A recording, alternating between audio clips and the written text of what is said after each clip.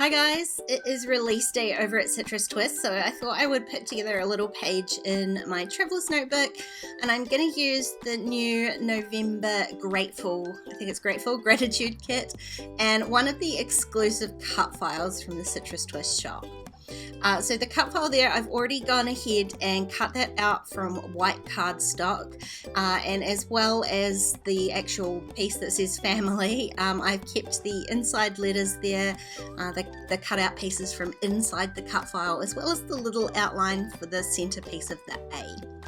So I've just gone through the papers here and picked out a few different patterns. I kind of want to keep it a little bit pastel-y. I've got this really cute photo of Jack and me and Tracy in front of a mirror, and he just thought, well, for a while he thought we were totally hilarious, and then he just thought we were crazy. Which of course we totally are, and he'd better get used to it in our family.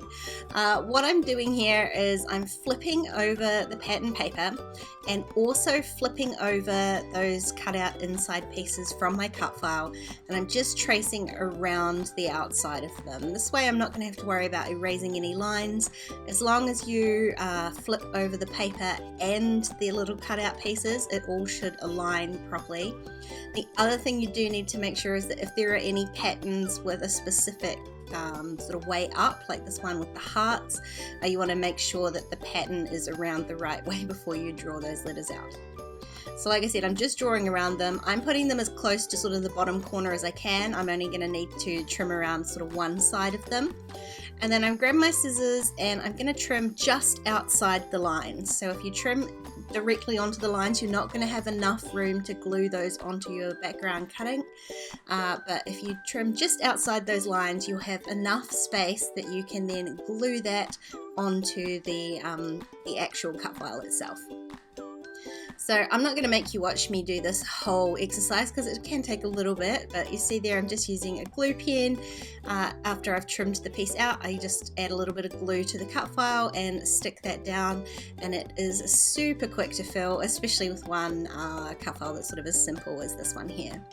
Now I did resize this cut file so that it was going to fit inside the sort of the span of my spread, and I'm going to end up cutting this cut file in half, which is a little bit torturous to do after you've spent all this time backing it, but that's the best way to be able to make sure that my notebook still folds in the middle. I don't want to have to fold the cut file.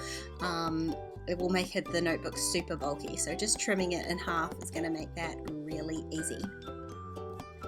So I've got a couple of letters and I'm just going to flick the camera off and fill in the rest here. The A, I just add a little bit of glue to the actual pattern paper piece and then stick that outline bit back on, and then carry on filling in this cut file. Right to the last letter, which I've got to Y. It's always so much quicker when you watch it in a video like this than it is to actually do, although I will say this didn't take me nearly as long as I thought it was. After I turned the camera off, I just carried on, and before I knew it I was at the end of it. So really simple way for backing cut files. Once I flip it over, you can see my little cut file. I no longer need those cut out pieces anymore. It fits nicely into my notebook, and I can go about just really simply finishing off this page. I'm going to tuck my photo in underneath the actual cut file itself, so I don't need to do a lot to it. I'm going to add a little bit of those same colors just to try and tie everything together, but that was just me popping off to use my paper trimmer. That glue pen dries really quickly, so I just used my paper trimmer to trim that in half before I place my cut file, because I just want to make sure I've got everything sitting nicely on my page. I am going to add just a tiny line of journaling, which I just quickly went and typed out on my typewriter, and now I'm going to use just a few little bits and pieces to tie in the colors from my cut file and just back my photo a little bit. So I'm not doing anything particularly precise, I'm just kind of trimming off pieces of the same colors of pattern paper that I've already used. I'm trying to be I don't want to use the word stingy, but that's exactly what I'm trying to be. I'm trying to be stingy with my pattern paper so that I can keep as much as possible, and I'm trying to trim it all in just tiny little strips from one end so that I can try and keep as much sort of whole paper as I can, especially to be able to cut down sort of 4x6s, because as you know, I like to use my Life Crafted kit for my project life, so I want to keep as many sort of usable pieces as I can. Plus, I don't want to make this page super bulky, so I'm not putting the pattern paper all the way underneath the photo. There's no need for that. Only a tiny little bit is going to stick out the end anyway, so I'm only adding tiny little strips with just a little bit of tape runner. That's my last one. I only need to do those 3 sides. The bottom edge of my photo is going to be underneath my cut file, so that all works nicely, and I can go ahead and start gluing things down. So the first thing I'm going to do is glue down this cut file, and I'm just sort of gluing the bottom 2/3, I guess, so that I can slip my photo under there. I'm being careful to line it up sort of straight with the spine of the fold of my notebook there. Then I can stick my photo underneath, and I did leave a little bit of room at the bottom so I can add my journaling. And once I've added my photo, I can go ahead and add the second half of the cut file, and like I said, I'm leaving that sort of smallish gap in the middle. Your eyes kind of visually fill it in anyway. You can still see where the cut file was, what it says, but it's just going to make the actual use of this book a little bit easier. Now, the scrappy piece of paper that I typed my journaling onto wasn't long enough to get the one line, so I did have to do a second word, but it's super light paper, and I'm just using that same glue pen to glue that all as one line underneath my cut file. And then I can get on with embellishing my page. Now, this is the stamp set from the Life Crafted kit, and I knew it would work perfectly. There's a stamp in there that says "Oh my," and that's exactly the sentiment I wanted for that look on Jack's face. Oh my family.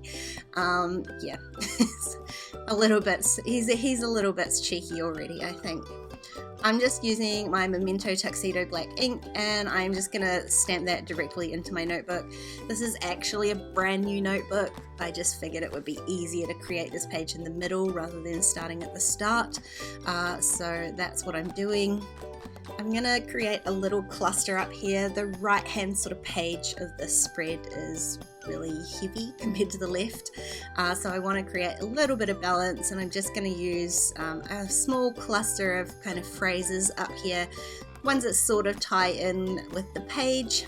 I've got a chipboard which I will pull apart. I definitely don't want a big bulky chipboard on the first page of this new notebook, and a puffy sticker, and just one of those tiny word stickers, they're tiny phrase stickers anyway. I'm gonna peel off all of that chipboard, or as much of the chipboard as I can, and I attempted to use my glue pen to glue the chipboard down, which did not work at all, so I do end up having to go and grab some I just grabbed some PVA glue, to be honest, just some wet media to stick that down. Tape runner doesn't work particularly well, and I'm all out of double-sided tape.